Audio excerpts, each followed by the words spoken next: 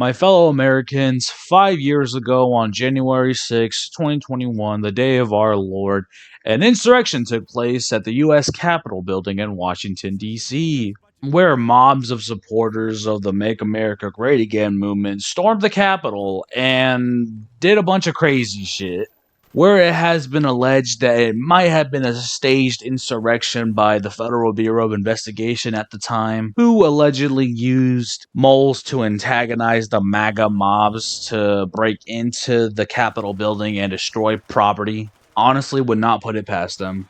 Before the insurrection took place, and if I remember correctly, Trump gave a speech beforehand telling his supporters that they'll be peacefully marching towards the Capitol. If I'm wrong, I'll correct myself in post-editing, but he gave his speech, and that's where he delivered his infamous lines, "We'll fight like hell." And, well, we all know how that went, ladies and gentlemen. Millions in property damage, shit stolen and vandalized at the Capitol, a lot of people injured, and I'm pretty sure someone died at least. Police attacked, etc., etc. Anyways, I'm not here to go into depth about that time specifically, but if you want to learn more about it, you can go ahead and watch a couple of videos on the internet from people who are better at explaining it than me. But here's a hot take from that time specifically. Donald Trump should have been given the presidency so that he could have fucked off last year in January. Because maybe, and just maybe, we could be in less of a fuck up than we are in now.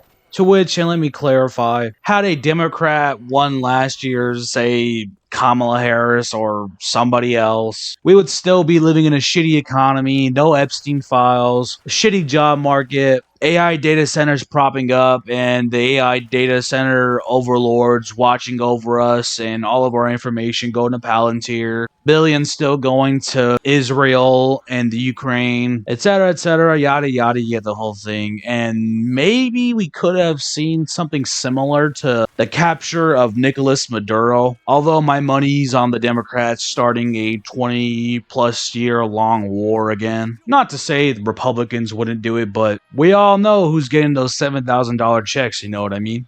But to add on, if any party can successfully overthrow an authoritarian dictator within under 90 minutes or so without any casualties and successfully extradite them to the United States, then that's the party I support. That's the kind of regime change I want, you know what I'm saying? Rather than going into the desert for 20 plus years, killing millions of civilians and having thousands of our troops die for oil. Ruining our reputation as promoters of democracy to the world's police officer, having our allies question us, and having our adversaries laugh at us. But never forget, ladies and gentlemen, we are still number one. We are still on top. Whoop whoop, USA, baby.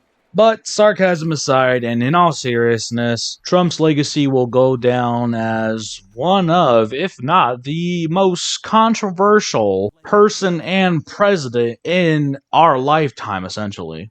Will he go down as the worst president ever? That's debatable, but me personally, I'm 50-50 about it. Or maybe I'm huffing too much hopium, which I have already did, and hopped off the bandwagon. Because it's wishful thinking if you genuinely think that things are going to change for the better. They haven't. But I do catch myself sometimes fantasizing about wanting Trump to be an actual dictator. You know, the one who leftards tried to delude themselves with. And if you genuinely think that Trump is a dictator right now, boy, do I have something to sell you. He's not fucking base no more. He's sold out. He's old and senile. This nigga is trapped in the 80s, etc., etc. I could go on. And finally, he's just too much of a pussy to do anything controversial. Like, don't you get it, Donnie boy? The media doesn't like you. Like, let it go. Do what you gotta do. Do what you promise, matter of fact. Instead of letting the media and these fucking federal judges, these